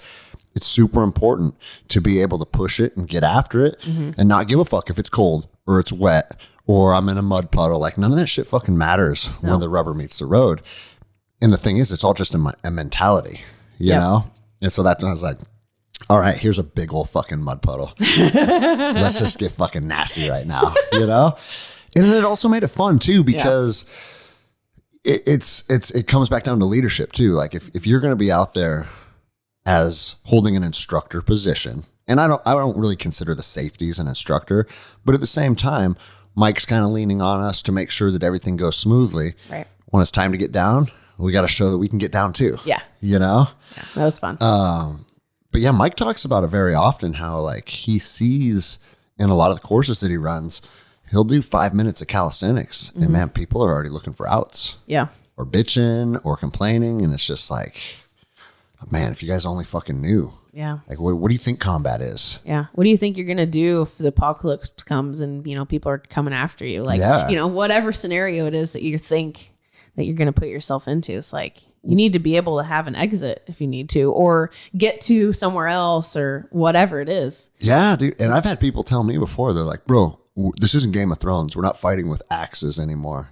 Fitness isn't as a priority as it used to be. And I'm just like, all right, motherfucker, let me know what it feels like when you've been in body armor for fucking 5 days straight and you've been on your feet and you haven't slept much and you don't have much food and you're dehydrated. Let me know how you fucking feel then. Yeah. Because all of that shit takes its toll on you. Yeah. And not only like, this is something that people don't think about too, not only the physical stress on your body, but also the emotional stress, you have a higher capacity to be able to buffer it if your body is physically fit. Like those big hormone drops and the big adrenaline drops and shit. If your body has not been conditioned to being pushed and go through hard things, right, those things will fucking wear your ass out. Oh yeah. And dude, I've had times and this is embarrassing to admit, but I was trying to shoot this dude in Iraq, and for whatever reason, I got buck fever so hard with a dude in my crosshairs that I felt like I was high or something, and my crosshairs were dancing all around. You're probably like, and I was like, and dude, I could, because it's the first time that I'd seen a dude with a fucking black ball of clava pulled down and an AK-47 on a rooftop. And it's like, we'd been ambushed and we've been in fucking gunfights and we've been in some fucked up scenarios. But this was the first time I saw them and they didn't see me. And I was like, oh, yes. You know what I mean? Yeah. And dude, this fucking crazy wave of adrenaline came over me and I could barely control my body. And it was frustrating as fuck. I was mad at myself. Yeah. But I don't think people even think about those kind of things. It's like, and those things, those emotional fucking dumps, they actually wear your ass out too. Oh yeah. I remember afterwards, it was just like, fuck, man, what was that? You know? Your brain just feels like dead. Yeah. Everybody just wants to go to the shoot at the range and, stand in their tripod and, whatever. It's like, I like long range competitions for that reason as well. Just kind of any competition, whether, you're just competing day to day, jiu-jitsu or whatever, or going and doing a, weekend long competition or whatever. It puts you under stress. And you get to kind of experience how you're able to react under those stress. Are you able to, okay, I need to calm down for a second. I need to collect my thoughts and do what I need to do, or not if you're not able to, 100%. And that's why it's funny because when I used to bring up jiu-jitsu all the time, I used to wonder dude, are listeners sick of jiu-jitsu? And then I hear over and over, it's like, no, talk more about jiu-jitsu. Yeah. We love hearing about jiu-jitsu. And it's, but that's the thing about jiu-jitsu is your body is under a tremendous amount of physical stress while simultaneously having to think. And so it's like, imagine doing CrossFit and then also doing a Sudoku puzzle at the same time. You know what I mean? That's kind of what's going on in jiu-jitsu. And I think it's very, very hard to simulate a physical and mental challenge simultaneously in the way that jiu-jitsu does it. That's cool. Yeah. And it feeds into exactly what you said. It's like, there's a lot, when the stakes are super high, there's a lot to think about. There's a lot to process, and your mind and your body are going through a lot. And I think a lot of these fucking these preppers, and I don't necessarily say that with negative connotations, but I see this group of people that thinks the way they're behaving and the way they're preparing is going to set them up for success, but their physical body is weak. Yeah. And nothing is going to work for you if your physical body is weak, And that's we can fucking sit here and fucking preach this until we're blue in the face. Yeah. And I honestly think some people get it and some people just don't. Yeah. At the end of the day. And they might get it someday. Yeah, they might have to get it someday. Yeah. What are you looking forward to most about the apocalypse? Oh, I think I've never been asked this question before. I don't know. Freedom, kind of, you just can do whatever you want to do. There's nobody, there might be somebody to stop you, but you can stop me if you want, if you think you can. Go ahead and try. Dude. And it's funny you say that because that's what I'm looking forward to too. Yeah. An end to all the bullshit, everything that we know in life that is bullshit. This little boy wants to cut his penis off because he feels like a little girl today. None of that shit is going to be around anymore. Your feelings don't matter. They don't fucking matter. No. You know what's going to matter is that person, that camp over there has food and we don't. Fuck, what are we going to do? Yep. So we got some different options. We could conduct warfare. We could go over there and try and build an alliance. It's going to take us back to operating in the most primal and primitive way. And I tell my kids this all the time. It's going to be scary. You're going to be hungry. You're going to be cold.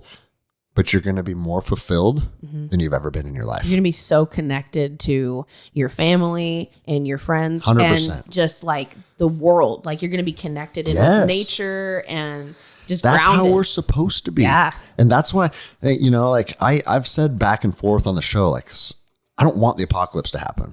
Fuck, I do want the apocalypse to happen. I don't want the apocalypse. It depends on which day you catch me on, right? Right. But this is the truth. Regardless of what you or I want or what we think is going to make our families happy, it's coming. Now, it might not even be in our lifetime. Yeah. Right? I'm not one of those guys that just fucking is like constant fucking doomsday. But if you look at the trajectory of our country, it's not sustainable. Not at all. That's the truth. It's not sustainable culturally. It's not sustainable financially. So if you can just look at the trajectory and say, okay, what we have here is not sustainable, that means one of two things. A massive change is coming, or what we know is coming to an end. Yeah. And when that date comes, fucking buckle up, you know? And for the people that can see the writing on the wall, it's kind of exciting. A little bit. You know? Like, do you want to fucking live a life where your whole life is just 9 to 5 and you're chasing a pension and you're fucking bitching about your boss and all the dumb shit, and then you retire at 65 and you eke out another 10 years sitting in a rocking chair, and then that's your legacy? How many people's goal is it to homestead? Yeah, fucking That probably opens that up. Yeah. You know? No, the people that have started to take things serious, it's going to be an opportunity to really live a life worth living. And then all the most beautiful thing about it, and this, I don't know if this probably won't be a super popular thing to say, but all these motherfuckers that are out causing all the problems culturally in our society, all the BLM shit, all the fucking riots, all the criminal behavior, all the fucking transgender bullshit, all of this stuff ends in 24 hours. Yeah. It's over. It doesn't matter anymore. The cities are going to eat their own. Yeah. It doesn't matter what color you are. It doesn't matter what your politics are. The cities are going to turn into Mogadishu, third world fucking chaos. They're going to have fucking warlords. And then the people that understand what's happening are going to have the ability to create tribes, create fucking like actual, like, the tribes are going to have different alliances and stuff. And eventually, kind of like a new system of government, but a new system of government that the people that are trying to like actually run the show, we're going to be face to face with people. Yeah. Like knowing them, making decisions, having conversations. And I think that's where it'll actually work. Yeah. Because the people that are in charge now are so detached from what reality is. Once we're forced back into the realm of reality and we share that together, it's going to be cool, man. Yeah, it'll be a really neat experience. Just like a regular, you know, world that we operate in. Yeah. You know, where we can have conversations with people that we don't agree with and be friends with people that we don't necessarily agree with. You know, they make it seem like that's impossible. Oh, I know. Yeah. And that's actually good for you, you know, to be able to look at things a little bit differently than be stuck in your own little box and echo chamber. It's just like, I think it's going to be one of the fucking most rewarding periods of time for humanity ever. It'll be super challenging, but very rewarding. Yeah. And it's like maybe you'll be eating venison and fucking king salmon because of who your husband is, but most of us are going to be eating fucking slugs. Yeah. You know what I'm saying? Like, people have this misconception that like, oh, like I can shoot a bow or whatever. So we're going to be living large. And it's like, go watch the show alone. Yeah. People are going to be straight up eating their pets. Eating their pets. You know what else they're going to be doing? Eating each other. Yeah. Oh, yeah. and I'm not necessarily averse to that.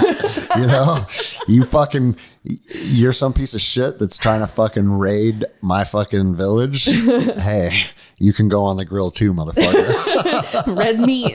Yeah. No, man, I think it's, I think we need that. I think humanity is coming up on a point where we need that. And it's just because we have advanced so far as a civilization that we've now lost touch with how the world actually is supposed to be in alignment. Right. and things will always get drawn back to natural order. Yep. That's just how the world works. And Yep. that's not what I think, or that's not fucking like something that is being pushed as an agenda. The universe finds balance, and we're out of balance right now. We're definitely out of balance. And I mean, you've heard the saying 100 times, I'm sure, but I mean, we're in the soft times right now. 100%. Yeah. Soft times and soft men, and it's going to get hard. And it's like, to be part of either the rapid or the massive shift of America as we know it, or to fucking live through the downfall of America, both fucking excite me. Yeah. And the exciting part of, it'll come back up, and that's really exciting. That's what too. people do. Yeah. Yeah. I was actually thinking yesterday, driving out to my property, and I was like, do I blow this bridge or do I leave this bridge? You know what I mean? Yeah. I refuse to live somewhere that has one way in and one way out. Yeah. Like Camino Island, I would never live there. But then the other side of it is, if there's one way in and one way out, Yeah. now I know. Yeah. Yeah. And so that was my whole thought process. Yeah. It's like, would this make my tribe safer or more vulnerable? I guess if it's like your own area where you can decide that that's not necessarily a bad thing to have one way in, one way out. But then it also isolates you too. Yeah. Where if we need to go on operations to fucking get food and materials and shit. And I honestly think I think that's why The Walking Dead was so big when it started. Because there's something about it that's just fucking primitive that calls to people. Oh yeah, I loved that show when it came out. I stopped watching it in whatever season. I kind of got like That's bored because with it started to get stupid. It did. The dude was riding around on a tiger and shit. And it's like, guys, just go back to killing zombies. I could never decide if they were fast zombies or slow zombies, because it was always like, no, they're kind of slow zombies, but they could never run away from them quite fast enough. They're walking, but they're still catching you. Yeah. Even though you're sprinting. Yeah, exactly. And then what was the dude? Negan with the bat. Oh yeah. This isn't what I'm here for. No. I'm here for fucking zombie apocalypse. Yep. You know?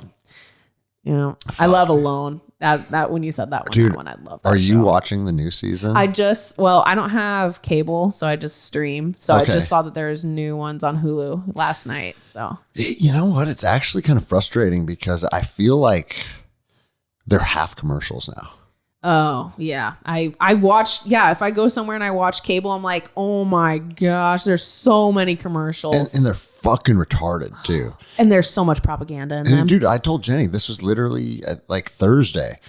I was like, dude, these commercials are obviously geared towards fucking retards. Oh yeah. You know what I'm saying? Yeah.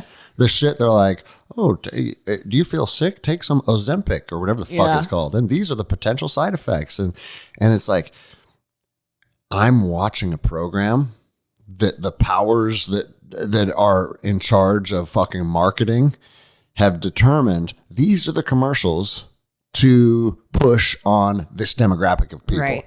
And I was like, it makes me feel kind of stupid. Yeah. Because I'm lumped in with the people that are supposed to be watching these commercials. And then is Alone, I think it's History, right? I think so. History Channel? Yeah. Dude, they're pushing a bunch of fucking pride shit. And I'm so sick of it. Oh yeah. That it's like, why I can't support you guys anymore. Like, can I not watch Alone now? Like, I want to watch how men and women survive without food. I loved it because there was no politics involved. There was no drama. It was just people surviving. 100%. That's why I loved it. And like Naked and Afraid, it's kind of entertaining, but there's a lot of fake bullshit too. Because you got a film crew out there, right, and you got rules, and you got this, and you got that. Dude, Alone is like, hey, figure it out. And once you can't anymore, we'll come save you. Yeah. You know? And you make that decision. And it's fascinating. Yeah. Would you ever want to do that? I don't know. You don't know? Yes and no. I would probably struggle the most with being alone. Like, I don't even like going outside in the dark by myself. So that would be the hardest part for me. I don't care about the dark by myself, but I am certainly a very social person. Yeah, me too. And I mean, that's in our DNA. Yeah. And that's kind of why I want to do it. Yeah. You know, it'd be good for you. I actually look at do you remember season 1? Yeah. Okay. The guy's name was Alan that won. He was sleeping under a log. Eating slugs. That's where I get my slug reference. Yeah. Alan was eating slugs and seaweed and he won. And the number 2 guy was sleeping under a tarp, catching fucking mice with a deadfall trap. Oh, yeah. And I remember thinking, I could beat these guys. Yeah. Because that just comes down to mental fucking toughness. Now, it's very easy for me to say I can beat these guys. Right. Sitting in my bed, eating a fucking... Cozy warm. Yeah, drinking my coffee. Like, I could beat these guys, right? And I'm here I can acknowledge that, bro, you might be full of shit, right? Because once you're out there sleeping under that tarp in Vancouver, BC winter, it might be a different thing. Yeah. But the show has progressed so far to where when I watch it now, I'm like, I can't beat these guys. Oh my gosh. There's no way I can be competitive. Dude, they have a fucking hatchet and a fucking saw, and they have like a full log cabin. I know. In 4 days with doors and hinges, a rock fireplace that you can cook food on top of and shit. And it's they got like full log cabins. Yeah. I like Dick Prenicky out there. Straight up, dude. Dick Prenicky. Well, I like that shout out. Love what that a guy. Fascinating fucking documentary that was. He did Alone before it was cool. Yes, he did. Tell people about that aren't familiar with who he is. He was Alone in the Wilderness, or was it Into the Wilderness? I always get the two mixed up. But anyways, he was this old dude that decided he wanted to go live in the mountains. And I think he was in the military at one time. And I think he had a carpentry background. Okay. And there's a book, I read his book too. And he made his own documentary and of him building this log cabin with like all hand tools by himself. It's amazing. Up in the Twin Lakes, it's right outside of Iliamna. Lake Clark and Lake Iliamna are connected by rivers. And so they make it out to seem like he's in Lake Clark, but he's actually in Twin Lakes, which is like by Lake Clark, basically. Okay. Didn't he have a woman with him for a period of time, or was he solo the whole time? I think he was solo the whole time. Yeah. And his cabin's still there. I couldn't do that. Yeah. He loved it. You hear, there was a part, I can't remember because I haven't watched it in so long, but he like mentions a woman, and it was like kind of like a little bit of a joke kind of thing. It was kind of funny. His brother flies him in supplies on a float plane. Okay. One of my favorite clips that he has in that movie is a Wolverine playing in the snow. So he'd like run up this hill, and then he'd like slide down, and then he'd run up the hill, and he'd slide down. It was cool. The things like you're saying when you were in your tray stand, what you get to experience when you're out there, just part of the woods. Yeah. Not intrusive in a city, when you're just part of it, blending in, watching what happens, you get to see all sorts of cool stuff. And I love that about being in the mountains. And wasn't his thing on like public broadcast or something? I'm not sure. Okay. I think I remember it on Channel 9 or something as like a kid. It probably was. Yeah. I mean, you can buy the DVD. I have it. What's a DVD? This is 2023. I don't think you can stream it. Oh, you probably can. I bet you can somewhere. I bet you can. Yeah, it's so funny how like technology changes. And I remember like as a kid, I mean, I'm older than you, so you probably didn't even have cassette tapes, huh? I did. Yo, you did? Yeah. Okay. Yep.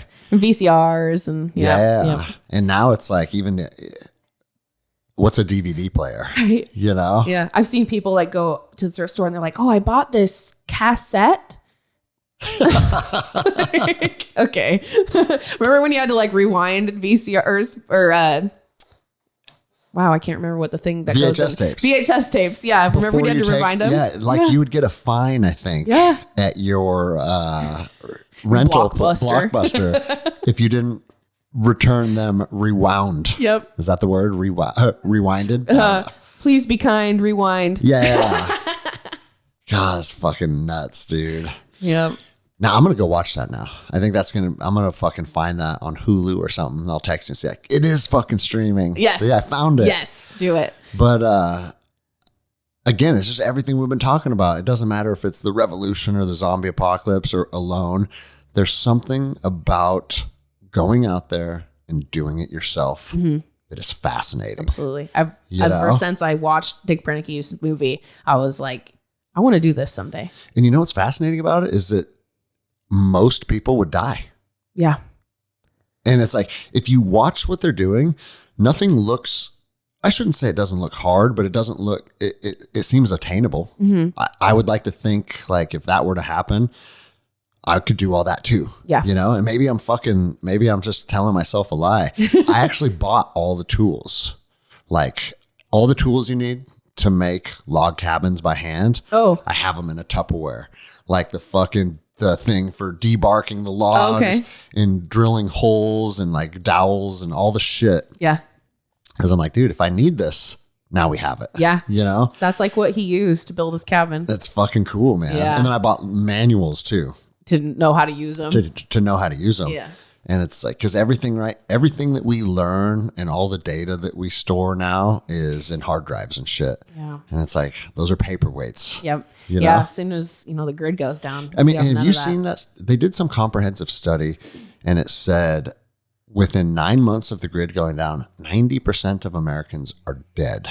That's insane. Like, try and wrap your head around that. I mean, you look at Seattle and all of the, buildings full of people sitting in their houses doing nothing. I guess you could believe it.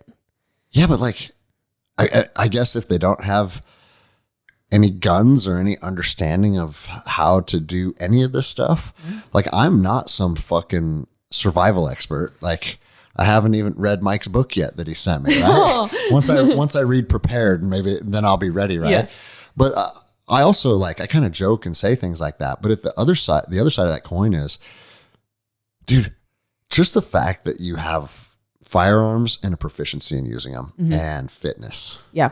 Like those two things separates you from probably 99% of people. Yep.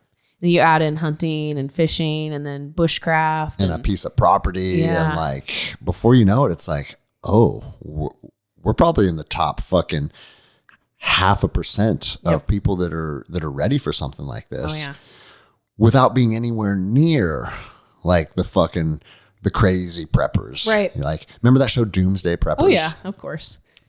And it's, it's funny too, is that show's whole shtick was kind of like, look at these crazy people. Uh-huh.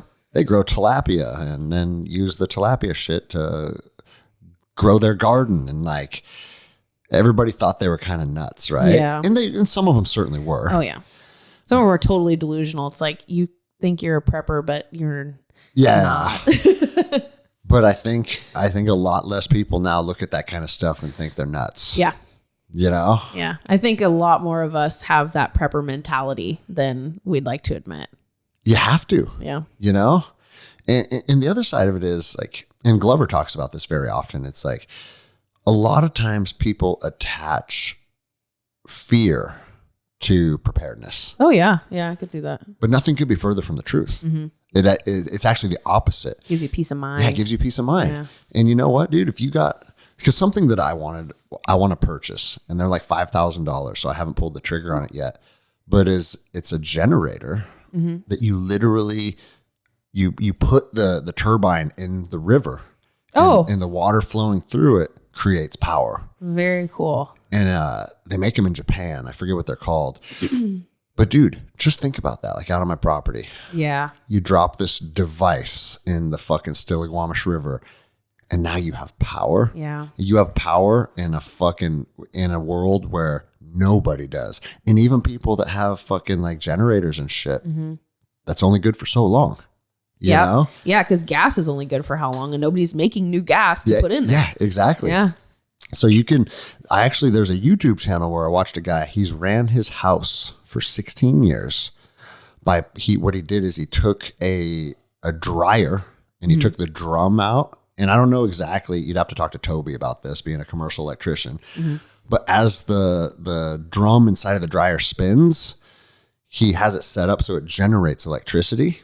And then he set that dryer right on top of a stream that runs down through his property. Oh, okay. So the water of the stream keeps the drum and the dryer spinning, and it creates electricity. And that fucking thing has powered his house for 16 years. That's amazing. It's like an old water wheel. Yeah. Or whatever it's called. It's exactly what it is. Yeah. That's cool. And I'm sure now it's like, oh, well, that violates some EPA, blah, blah, blah. You're going to kill a salmon. That's all gone. That's all gone. You know what's going to come back? Fucking salmon. Yeah. Water wheels or not, motherfuckers. No. You know? Yeah. Because you don't have millions of people just fucking consuming everything. You know? God, it's going to be fucking cool. You got me all excited. You seem like I'm sitting here smiling, getting ready for the apocalypse now. I'm going to go home and tell my wife, I need to hang out with Kourtney more often. Well, today is one of those days where you're like, yeah, I'm excited. Yeah, exactly. Yeah, I want it. Catch me tomorrow. I might be like, nah, I just want to teach jujitsu, you know? But the other side is you should be able to look at both outcomes and find peace with it. Okay. Yeah, absolutely. Yeah. If you're, stuck in that mundane and you're, just wanting to get out of it, maybe you should make a change if the apocalypse is the most exciting thing that you can think about. Yeah. I mean, I like to think that we have the ability to really affect change and affect our futures and whatnot. But the truth is, the trajectory of this country, there's probably nothing that either one of us could do. Yeah. To make it go one way or the other. But you can make change in your community. Oh, 100% you can. And that's a great place to start. Well, and that's kind of like, to take it back to Andy Frisella with personal excellence being the ultimate rebellion. Yes. That's the truth. It is the truth. They don't want that. They don't want that. If every single one of us is like, you know what? Fuck the government. I'm going to get fit. I'm going to get strong. I'm going to have positive relationships. I'm going to have a good woman in my life. I'm going to do the things that make me feel good and make me happy. Man, everybody could do that. Yeah. Everybody has the ability to do that. You just have to want it and work hard. And, some people don't want to do that. Well, and a lot of people are just caught up with what our fucking masters are subjecting us to. And they just think this is normal now, Yep. Being 50 pounds overweight is normal. Yeah. Like, how many times, I bet you've experienced this, where if you're in a group of people and you're talking about like, do you know, like my student, Sean Baker, who's on he's one of the founders of the carnivore diet. Oh, okay. Yeah. I didn't know that. Dude, Joe Rogan had him on his show and shit. Oh, yeah, cool. He trains. He's from here. He lived in California for a long time. He just moved up here. Okay. And we had a mutual friend. So now he trains jiu-jitsu with us, right? Very cool. But if you talk to a group of people about, dude, the only things that I've been eating lately is like steak and fruit. What? Oh, what are you doing? Yeah. Like they think that it's strange and people want to, like my mom and shit, like, well, they want to question it. Like, what are you doing? But if you told those same people, hey, you know what, dude, like, the only thing I've eaten for the last couple months is like Mexican and pizza, and like it's just been busy and like it's convenient, and I stopped by Xtapa. Nobody even bats an eye at that. Yep. Right? Yep.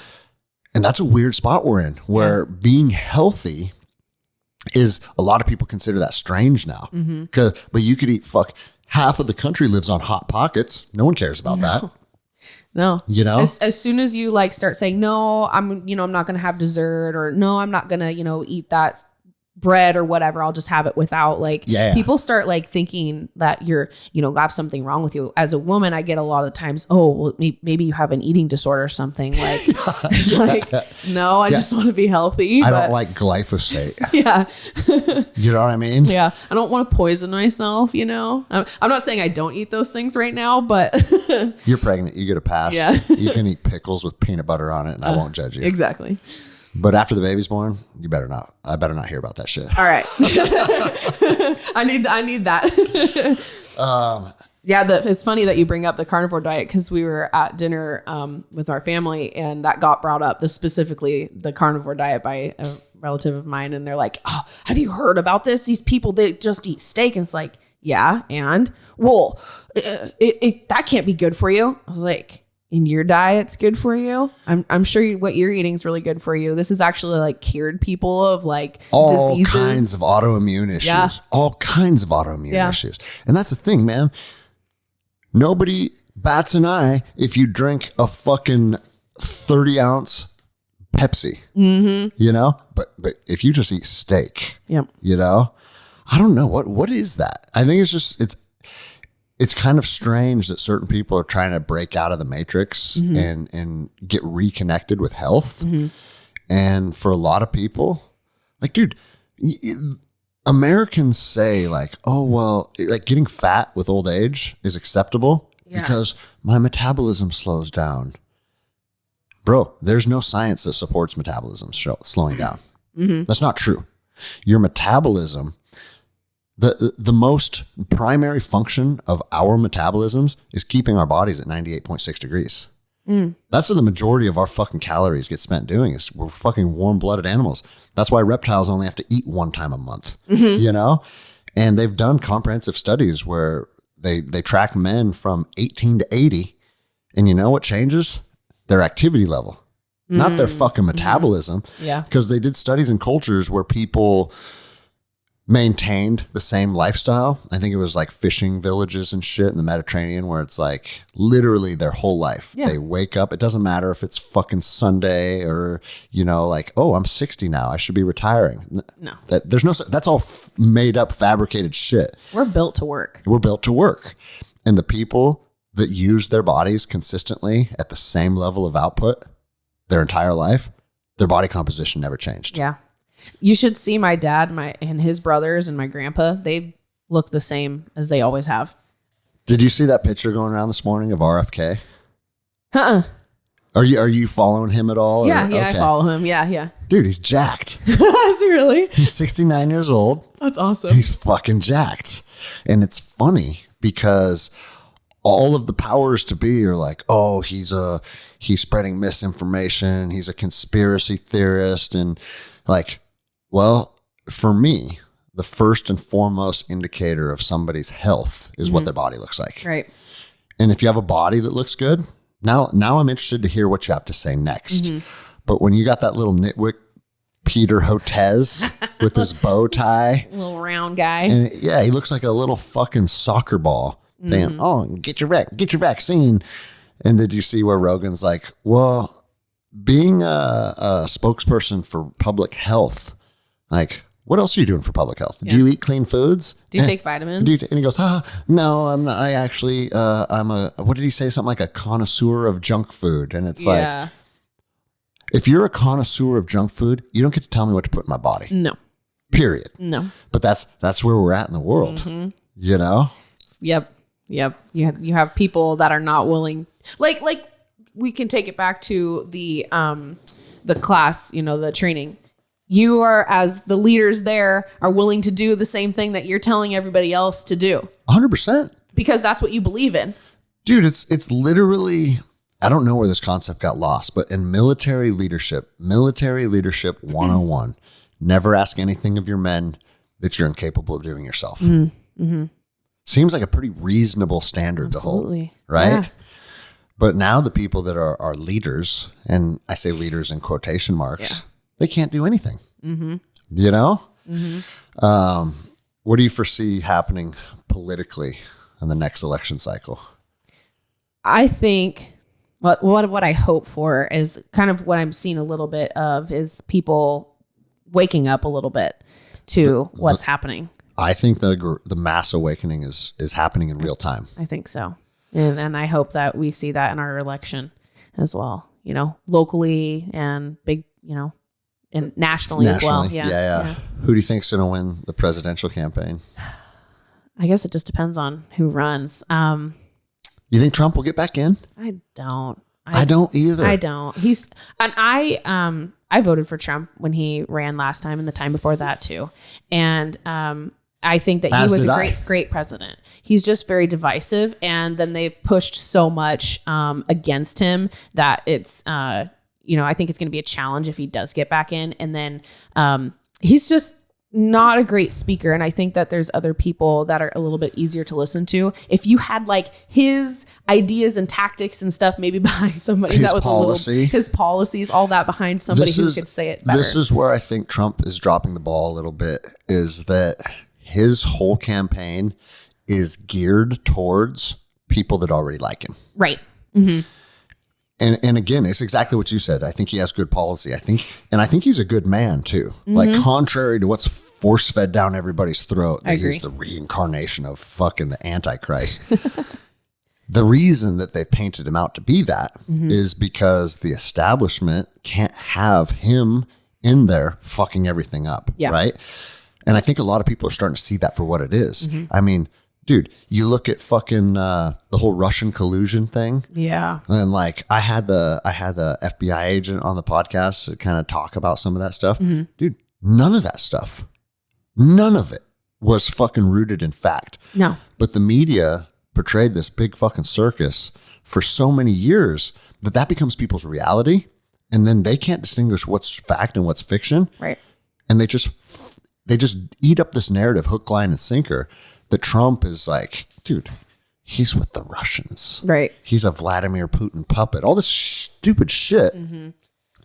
But the place where Trump has dropped the ball is I don't think he's ever looking for a message of unity because he feels that he can get the mission accomplished by leaning on the people that support him. Yeah. And unfortunately, I think we're in a time in history where you have to be able to pull people from both sides in order to gain the momentum to actually affect real change. Because if he did that, it would be that much harder for the left to demonize him and make him out to be this fucking like antichrist figure. Yeah. And that is why, and every time I bring up RFK, people are like, oh, he's a this, he's a that. And it's like, I'm first to tell you right now, I'm not very familiar with this policy. Me neither, but I'd like to. And I had people tell me he's anti-2A, he's not a good 2A guy. And it's like, okay, like I'm sitting here and I'm telling you, I don't know his policies. So I'm not supporting him yet. But what I can tell you is, man, he speaks from his heart in a place that's real. Yeah. And he legitimately wants to see peace and unity. Yeah. And you know what? A lot of Americans are like, oh, fuck, we're ready for that. We need that. We need that.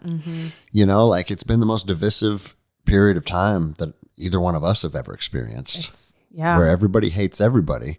And they're like wanting you to hate each other more.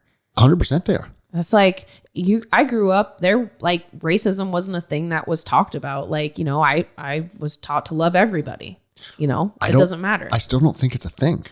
I don't think it's a thing either, but they make you think it's a thing. I don't think homophobia is a thing. Yeah. Like, and I've talked about this a lot on the show when it comes to the homophobia thing. It's like my morals and my values and the way that I choose to live my life. I don't think homosexuality is something that is normal or something that should be celebrated. Like, but at the same time, I also support people doing whatever they want. Yeah. And I think the left has done a very good job at taking people like me and saying like, oh, look, they're homophobic. And it's like, it's not a phobia. No, it's just because you're not celebrating it makes you I just choose bad. to live a different lifestyle. Yeah. That doesn't make us at odds with each other. It doesn't make us enemies. It just makes us people that are choosing to live different lifestyles like different human beings have done since the fucking beginning of time. There's nothing strange about that. And it's okay. And it's exactly. And I say it on the show all the time. If everybody was Greg Anderson, the world would be a pretty fucking boring place. Like I want people to be different and chase different goals and live different lifestyles as long as your choices don't negatively impact me, my family, or my community. But what they've been able to do, and you got to give it to the people that are pulling the strings because it's pretty fucking genius what they've been able to do. They've been able to make everybody think that strong white conservative men hate them and we are the enemy. And it's like, dude, I don't know one person inside of my circle, not one. And I have a big fucking network of people through my time in the military and especially over the last couple of years, like just building a big network of people. I don't know anyone, not one person that's like, I don't really like black people. Right. Like I don't know one person either. I haven't met that person yet. No. You know? Or, oh, dude, you got a gay friend. Like, I don't have that guy around me. Like, none of that stuff. Yeah. I've never heard it once. And so, like, and every time you talk about this with people, everybody says the same thing. So it lets you know it's fake. Yeah. But you just got a lot of people that are fucking like, and especially younger kids.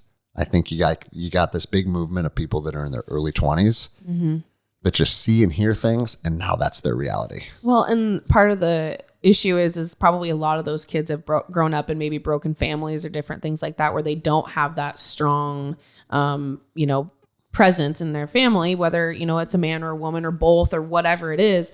And they can't help them learn what to listen to, you know? Yeah. No, I think the most racist entity is probably the fucking U.S. government, and particularly the Democrats. Because you look at all of these Democratic controlled cities, and that's where the most violence takes place. That's where the most young black men are being killed. And fucking 90% of that is gang violence, where young black men are killing other young black men. Yeah. What are we doing to address that? Because I could tell you what would fix it. And I'm just a fucking knuckle dragging ranger. But if you interject money into those communities, give them opportunity, give them the ability to learn trades, dude, open up stuff like fucking, I mean, instead of sending fucking billions of dollars to fucking Ukraine, interject that into Compton. Yeah. And teach these kids maybe how to become real estate agents, how to weld, the trades, how to become commercial electricians. Open up fucking publicly funded programs to help people become nurses or whatever it is. I think human beings have an innate desire inside of them to want to learn and grow and work and become better. Yeah.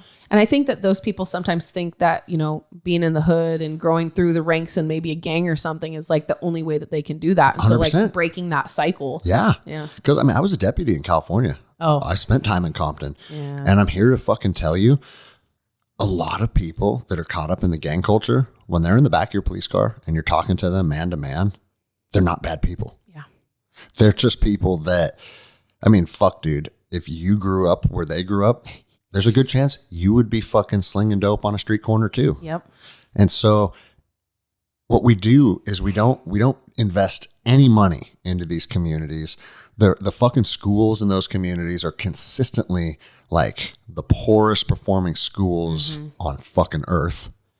And we expect these people to just pull themselves up by their bootstraps. And that's a misconception with conservatives is, you know, you'll see they're like Ben Carson. Are you familiar with him? Like he grew up in a single mother in the hood and became a brain surgeon. Well, Ben Carson did it. Well, congratulations. He's the anomaly though. Yeah. You know, not everybody's going to be able to do that. Not everybody's going to be able to do that. But what everybody is going to be able to do is take opportunities if we make them more accessible. Yeah. We're not doing any of that. So, I mean, you can sit there and call fucking people like us racist. And it's like, I think, and let's put on our tinfoil hats, but I think the system is purposefully keeping the African-American family broken apart. Yeah. By incentivizing them with welfare and like, oh, we'll pay you to have more kids. And like, statistically how many fucking like fatherless homes and shit there are. Our system is manipulating these people and they're fucking profiting from it. Yeah. And we're the fucking crazy ones. Yeah. You know, I want to see young black men learn fucking things that can help them get out of these criminal lifestyles, but I'm the racist. Yeah, exactly. You know? And dude, I mean, Donald Trump is actually not a racist. Not at all. You know? I think Andy Frisella would be a great leader to really bring racial unity together as well. Yeah, I think so too. You know? And I love the idea of like, I like this about Trump too, of somebody outside of politics running the country. You can run the country like a business. You should run the country like a business. Yeah. Dude, Andy said, he goes, dude, 10% tax. I could cover all of America's needs while simultaneously paying teachers a $200,000 a year salary. Wow. And he goes, dude, he runs successful business. He understands numbers. Yes. And he's like, that would not be hard to do. Yeah. But when we piss all our money away on fucking foreign policies and shit, and we're left with nothing, why are we shocked that our infrastructure is shit? Yeah. And that our public schools are shit? Yeah. Like, here's some more money, Ukraine. Fuck, dude. And then do you see they just did like a $6 billion miscalculation? Oh. Yeah, but you miss, a few thousand on your taxes. Let's see what the government does. Dude, I did my taxes one year when I was a ranger. I went to like H&R Block and just picked up the forms and did it myself, right? Okay. I'm a fucking 22-year-old ranger. I don't fucking know how to do taxes, but this form... But you're doing it your best. I'm doing it my best. And I got this thing back and it said, hey, you did your taxes wrong and you actually owe us this much more. And I remember thinking, why the fuck am I doing this? If you guys are going to fucking go over it again and tell me what I owe you, just send me a fucking bill every year. Yeah. And I don't want to worry about this bullshit anymore. I know somebody who their taxes, like somebody else got their tax return and it was fraudulent, of course, obviously. And it took the government a whole year to get them their money back. If you took an extra year to pay the government, what's your fine? Oh, yeah, I know. Dude, they're just thugs, you know? I actually did, dude. My taxes, the first year I got out of the military, 2004, I started contracting and I was making hundreds of thousands of dollars. And I didn't I'd never made money like this in my life before. And so my first year, I remember I don't remember if it was quarterly or if I only did it once a year or whatever, but I remember my CPA saying, hey, you have to cut the IRS a check for $14,000. And I was like, oh, okay. So I wrote a check for $14,000, submitted it. They cashed it. They took that $14,000. They didn't bring up the fact that there was an issue with my taxes until I think it was 2010 or 2011. 2010. And it was the first year that I actually got money back. Right. And then once it was the first time that my taxes allowed for me to actually get money back, because I stepped away from military contracting and went into law enforcement, they're like, well, you never submitted your 2004 taxes. So we can't give you a tax refund or tax return until those are submitted correctly. And I went back and reviewed it. I guess there was an issue with how they were filed, but because they were on the receiving end of it, they never brought it up to me. I never received a letter, never received anything. That's convenient. They only bring it up to you if you owe them money. Right. Or if they owe you money. You see what I'm saying? Yeah, yeah. Like they do it in a manner that it's only going to serve you. Yeah. They took my money, no questions asked. Yep. You fucking scoundrels. Freaking IRS. Yeah, so that's all we need to do is launch the zombie apocalypse, abolish the IRS. Yes. And everything will work itself out. Everybody be a homesteader. We'll be happily ever after. All right. Well, we're already coming up on 2 hours, so I want to know what's next. What's next, other than a fucking whirlwind of becoming a mom? Yeah, that's the biggest thing coming up for me. I don't even know. I've never changed a diaper, so I got some learning to do. I can teach all the pro tips. Yeah.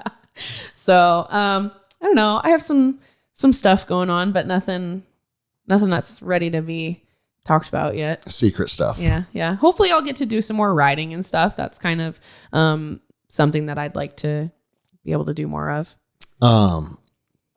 Once you're back in the swing of things after the baby comes, would you be interested in ever doing any type of firearm instructing? Yes. Okay.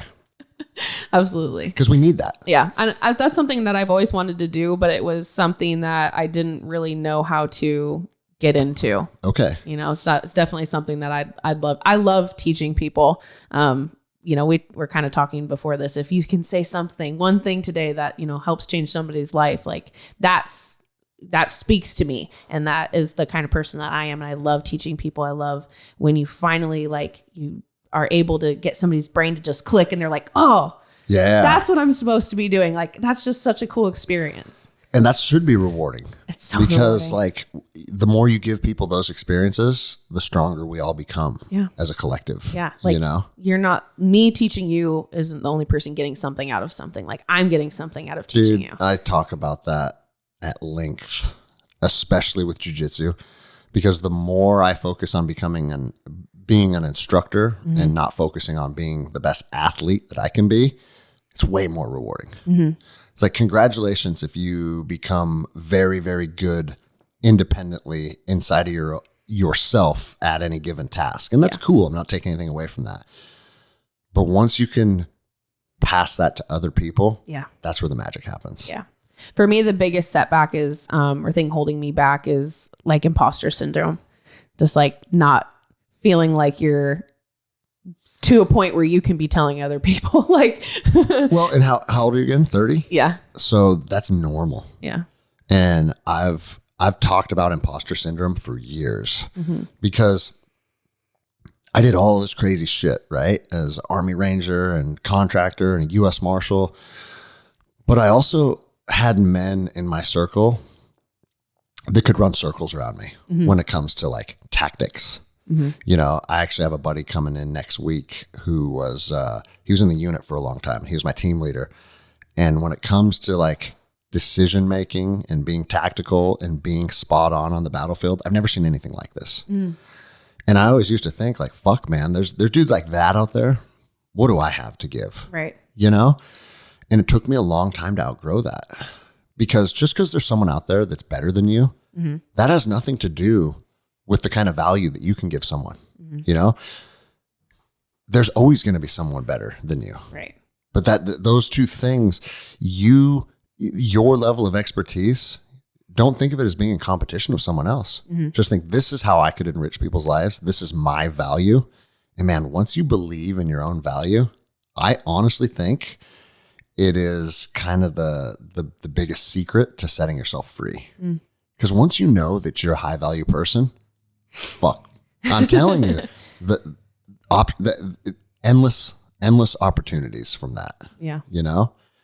And I can just tell you right now, like sitting here with you, like you have the right energy and you just have the right attitude to be one of those people that is enriching other people's lives. And we should we should make that happen. You know? Like, and also like the female dynamic is a special one too, because a lot of girls, especially in jiu-jitsu, it's they're more apprehensive to jump into a class that's all men, right? Like you had no issues with that, jumping into a firearm class full of dudes. Yeah. A lot of girls would though. Yeah. And it's just based around insecurities and concerns and worries that are mostly in your own head more than anything. But there's something comforting about having a female there as like part of cadre or part of the instructor. So I'd love to be that. Okay. Yeah. We'll fucking make that happen. It's just like that. You can teach people to shoot from their side, like that video that Mike posted on his field cast. You remember that? Yeah, laying down. Yeah. No, that shit was fucking cool. I loved reading the comments on that. Was anyone hating on you? Oh, why would you ever shoot from your side like that? Some people thought I was an old man. It was really funny. God. The internet used to bother me a little bit. And now, and it still does sometimes when a comment is just fucking so egregious, it makes you want to fight someone. Right? Yeah. But it's unhealthy to subject yourself to that. No. You know? Yeah. Oh yeah. And that's just it, man. That's where people need to fucking expand their mind. If Mike Glover is showing you a position to shoot from your side, instead of saying, "Oh, that looks stupid. Why would I ever do that?" Maybe a dude that's been a Green Beret for 20 years that has fucking, I don't know, 15 combat rotations or something, has found himself in a scenario where getting small and being low to the ground becomes advantageous. It could save your life. It could save your life. Yeah. So maybe just use this as an opportunity to learn as opposed to an opportunity to hate. But that's one of the biggest problems in our culture right now. Yeah. You know? It is. So, all right. Anything else before we wrap this up? No, I got nothing. That was a lot of good stuff. Dude, that was fun. That was good. I like hanging out with you. You too. I don't know if I told you this or not, but I woke up in the middle of the night and I just literally had this idea. I was like, I need to have more powerful women on my podcast. And I was like, Kourtney's a powerful woman. Thanks. I'm fucking texting her in the morning. Yeah. You know? Yeah, you did text me that. And I was like, okay. I'm glad that I was in forethought for that. No, I just think if we really want to move everybody forward in society, you know, like, okay, congratulations. Like I have a bunch of friends that are Army Rangers and Delta Force operators. It's like cool, right? But I think a lot of people see them and just think like, maybe that might not be obtainable. Yeah. You know? Yeah, right. Where it's like, I constantly get the most feedback from people over episodes that it's like regular people doing cool shit. Because what that does is it allows people to look in the mirror and say, man, I want to do cool shit. Yeah. You know? Yeah. And I can do that too. Yeah, dude. Yeah. And it's fucking rad. So, other than that, then I think we'll wrap this up. I have no expectations from you other than teaching firearms with us at some point and doing jiu-jitsu with me. Yes. As soon as the baby's out and I recovered, I'm coming to jiu-jitsu. Fuck yeah. I told my husband he better come too or he's getting chokeholded every day. Hey, I talk about it often. If your sons or daughters train or your wife trains and you don't, the household's out of alignment. Yep. You can't, as a man, as a leader of a family, you can't have your women and children know how to kill you with their bare hands. It just doesn't work. Nope. You know? All right. Well, thank you. And if you weren't pregnant, I'd be talking you into the ice tub right now, but I'll give you a pass today. All right.